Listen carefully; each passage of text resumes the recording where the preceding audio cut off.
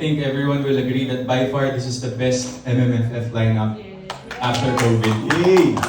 The films that we have po right now, punong-puno po. It's a full circle of movies for everyone, from all ages, for all markets. But syempre at the end of the day naman po, tayo mga Pilipino, pag sinabing Pasko, it revolves around family. So panoorin niyo po yung Family of Two, no? Joke lang. But nonetheless, I'm very happy and proud to be part of this roster. Maraming salamat po.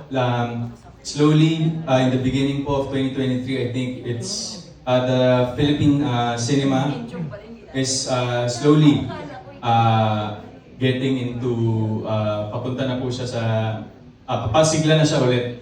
So nakakatuwa po because a lot of producers are very much encouraged with making films na makakapagpabalik ng mga kababayan natin Pilipino sa mga sinihan.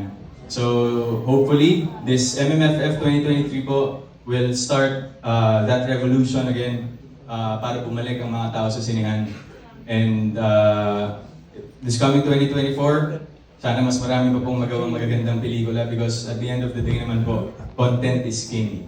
Hindi po, it doesn't matter kung sinong actors or directors, bonus na lang po yun.